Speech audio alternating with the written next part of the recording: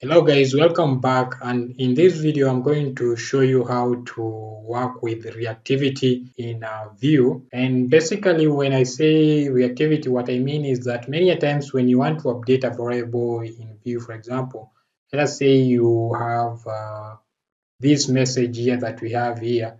For me to update this message in in normal JavaScript, I'll have to create maybe a setter method or a getter method that will keep track of this variable so that I can call those method whenever I want to update this variable, which is really cumbersome, and and that is why we have Vue. So I don't need really to show you how to work with this in JavaScript because we are learning Vue. So if you want to learn JavaScript, maybe you can check on other videos that I have. But for now, let us see how to create variables reactively in Vue. So for example, now if I have the value message here, I can be able to call a function or an event on this button by saying at click.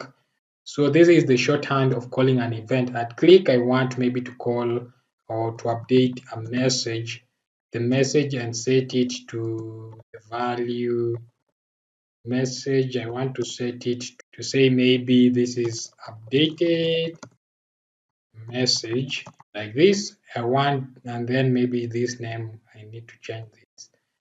Maybe test button like this. So now if I go to the browser now, we have this, but if I click this, as you can see, nothing is happening here. So basically what is happening here is that this value is changing behind the scene, all right? But there is no mechanism to return this data to the UI and refresh the UI so that the user knows this value has been updated. And the problem here is that if I refresh the page, it will return me to the initial the initial state that this page was. So basically it means for me to track the value of this guy without losing that value, I'll have to keep it on maybe something like cache session, which is a very poor practice if you think, because you don't want to start working with cache and session, just leave it to to the people who made the packages. You want your work to be as easy as possible. So to make a value reactive in JavaScript, so actually let me just comment this out. So I'll just do that. So what you need to do is, of course, we need to import a guy by the name ref. So this is used for all the values. You can make all the values that you want in Vue to be reactive, whether they are numbers, strings, object, call it array, hash, map, whatever. But for now, we're just going to see some of the easiest thing to work with. So you need to call the ref guy, and this ref guy you need to import him from Vue like this. So this will call, and then when you're declaring a variable, you need to put it inside a ref, the ref guy like this. So this will make this value to be reactive. So anytime we update this value, it will change automatically and refresh the DOM. And such, we need to see the change. So for example, if I come here and now I click here, as you can see, the value is updated. So that is how you make this value reactive. And as I've told you, this value is applicable to anything. So if, for example, this is button false, I can be able also to make it reactive by simply doing something like this. Just pass the boolean value inside the ref guy, and then this guy will be reactive. So now I can create another button here and say that I want when this button is clicked here, I want when this button is clicked to be updated to true like this. And what now I can do is that I can use this, is disabled here. So I can say now with my disabled guy like this, I can call now our is disabled. So I can just copy this guy and paste him here. So when I click the second button, I will disable the first button. So let us try this and see.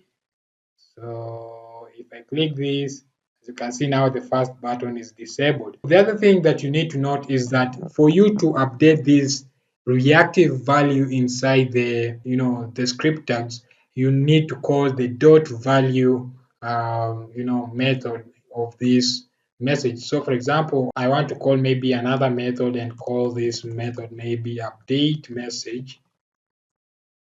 And what I can do, let me see, I can simply say, okay, let me just use const for the method, and for here I can say is equals to this anonymous method. For now we can just do like this, and we need like this, and then inside here now we can just say that our message, and now we need to say the dot value will be equal to maybe the new message that will be passed here. Let us call now here maybe new message like this. And so now when I call this guy, I'm going to call this update message with a new message here. Let's call this message here this. I'm going to pass a new variable here. I'm going to say this is the new message. So let us try this. I'll refresh. I'll click here, and now you can see our variable is updated. When I click this, it updates to the updated message. When I click this, it returns this is the new message. And remember, as I've told you, you can also pass things like for example, if you want to pass an array here, you can just simply say names. Let's say names, and the first name should be something like maybe Kevin. All right. The second name maybe, let us say maybe Brian, and the third name, let us say maybe Charles. So those three names are okay for now. So what I want is that when someone clicks this message, I can simply, or when someone clicks this button, I can simply add a new name here. So we can just call this name here, paste it here, new name, names dot push. Since this is an array, you can simply say dot push like this, and then I can simply say maybe Donald like this, and this will be our new guy. So what we can do now just to check that our array has been updated. Okay, for now we can simply use a for each loop. Let us use a for each loop here to just display the elements of this array. So I'm going to say that maybe I need an UL here. And the way you use a for, you say v for, and then you say v4, and then here I'm going to say name in names like this, and then you also need a key. So key I'm going to say to be the let's say the name.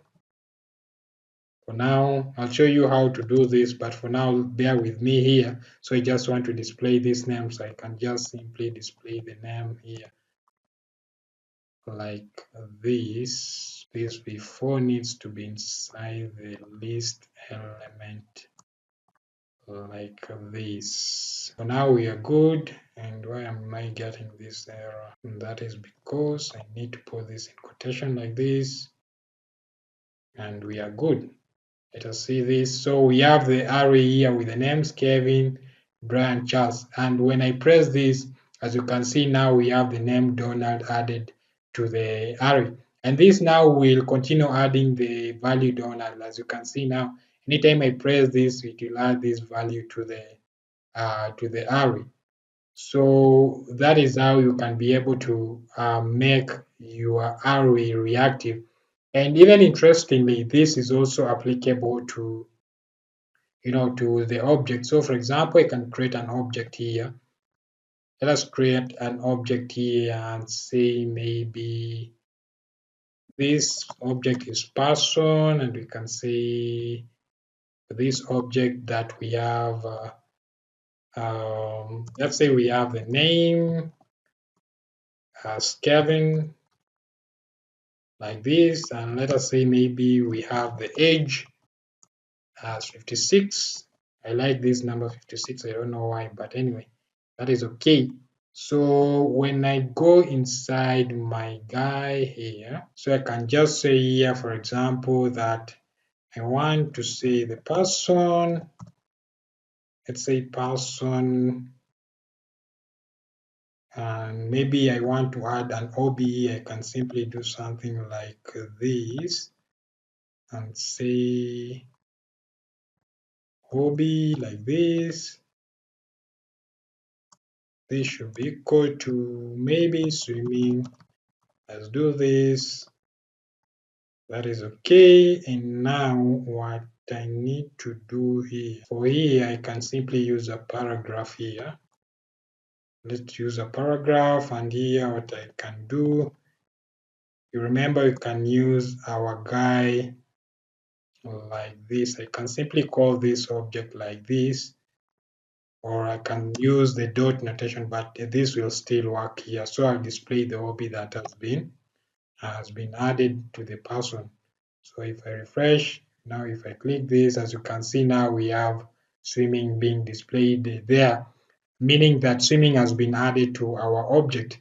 So that is how, again, you can be able to make your object to be reactive. This lesson has been quite long, and leave it there and then show you how to work with reactive in the next lesson.